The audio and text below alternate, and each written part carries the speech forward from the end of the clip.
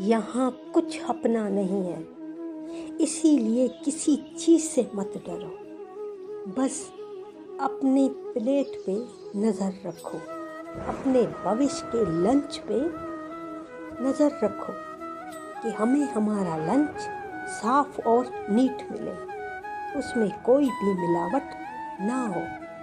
अगर हम नहीं सोचते, हमें लगता है कि भगवान हमें आसमानों की बुलंदियों से देख रहा है, आसमान की बुलंदियों से हमें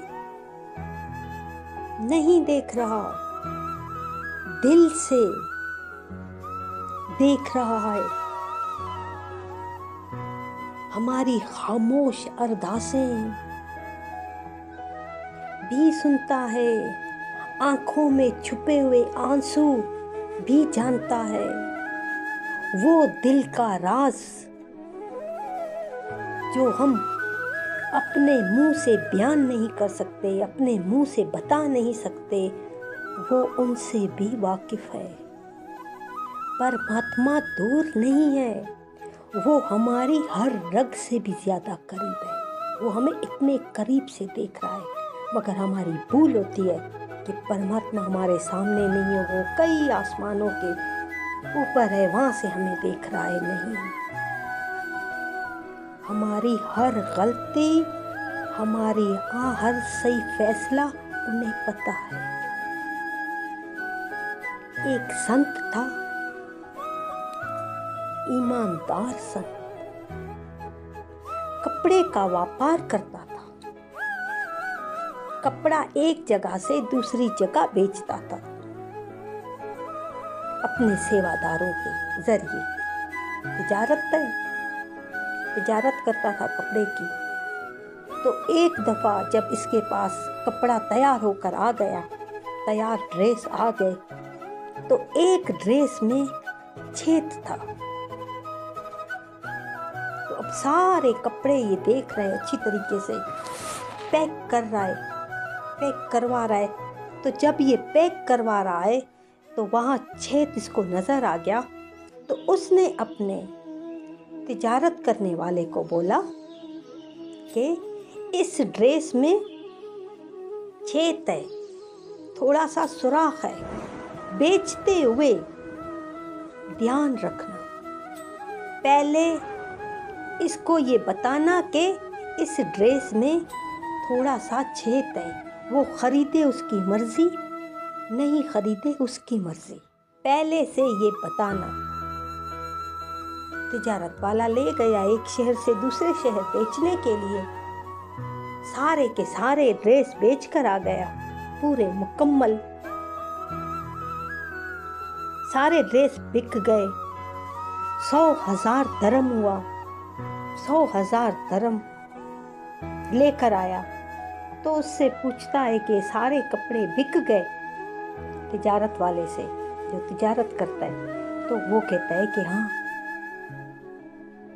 मैंने सारे के सारे गुरुजी पूरे के पूरे कपड़े बेच दिए, तो ये आपकी रकम है। तो रकम देता है, 100,000 दीनार इसके सामने रखता है।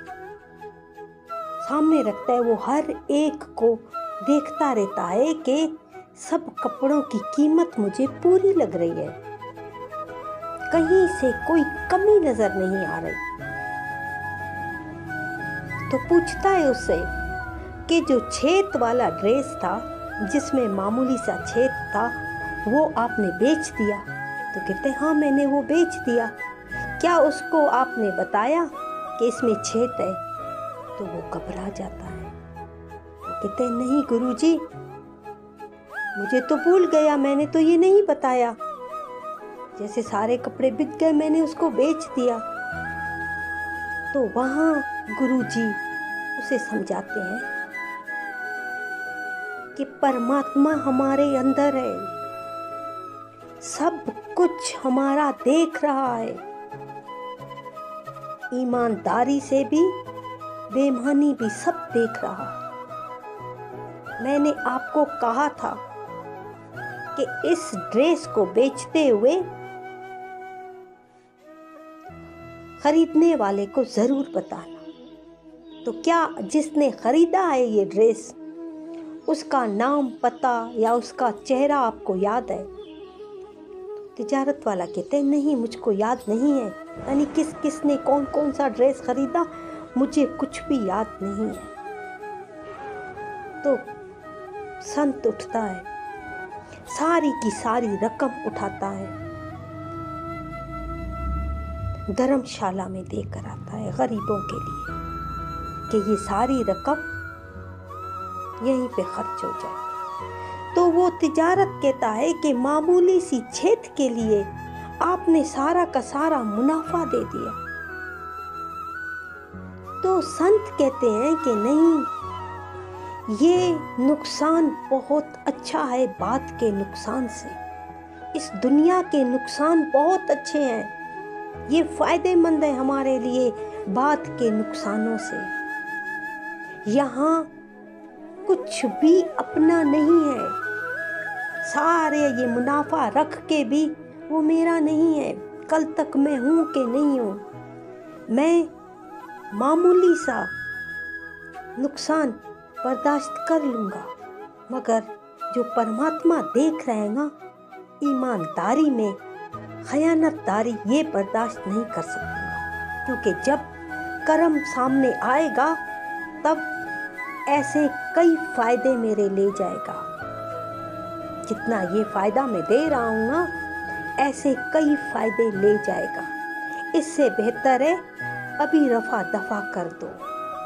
हम लोग खोने से डरते हैं, कोई भी चीज़ हमारे हाथ में आ जाए हम खोने से डरते हैं कि असल में हमारा यहाँ कुछ भी नहीं होता। परमात्मा हमें हजार आंखों से देख रहा होता है, हमारे हर कर्म पर उसकी नज़र होती है। अगर हम सोच समझकर अपना जीवन गुजारें, छोड़ने की आदत डालें, तो हमसे ऐसे कर्म होंगे भी नहीं जो हमें भुगतते वक्त इतनी तकलीफ उठानी पड़े। इसीलिए कहते हैं कि अपने भविष्य के लंच पे नजर डालो, यहाँ सब कुछ चला जाएगा। हाथ में पकड़ के रखा है, बैठे हुए हाथ में पकड़कर एक दिन सब कुछ छीन जाएगा। इसी गलत फहमी में हम पकड़ कर बैठते हैं। तो संत कहते हैं नहीं, होशियार रहो, हर कदम पर हर अपना नुकसान झेलने सीखो कि इससे बड़ा नुकसान मैं ना पा सकूं। इसीलिए गुरुजी समझा रहे हैं कि कचरे को फेंको भी आराम से, अच्छे भाव रख के, ताकि वो कचरा वापस हमारे खाने में ना आए, हम किसी बीमारी में मुब्तला ना हो जाएं। कई प्यारे बीमार होते हैं, फिर दूसरों पे तोहमत लगाते रहते हैं कि इसकी वजह से बीमार हुआ, इसकी वजह से बीमार हुआ। कोई किसी को बीमार नहीं कर सकता, अपने कर्म अपने सामने आते हैं। जो दुख है, जो सुख है, अपना कर्म है। अगर वो चाहता तो सारी रकम रख सकता था संत, क्योंकि किसी को पता ही नहीं था, मालूम नहीं था। उसने अपना सारा मुनाफा क्यों दिया? कि परमात्मा मुझे देख रहा है, मैं परमात्मा के डर से अपना सारा मुनाफा दे रहा हूँ। जो संत होते हैं, महात्मा संत होते हैं, गुरु होते हैं, वो हर वक्त परमात्मा को याद करते हैं। हम जैसे हम हैं ना, वे वो सारा दिन दुनिया को देखते हैं, सारा दिन लोगों में फंसे हुए हैं, सारा दिन दुनियादारी में फंसे हुए हैं कि कहीं हमारा नुकसान हो गया, लोग क्या कहेंगे। जब उसने ये सब देख दिया तो सारे पूरे शहर में पता चल गया, पूरे शहर में मालूम हुआ कि संत जी ने अपना सारा मुनाफा दे दिया मामूली सी छेद के लिए।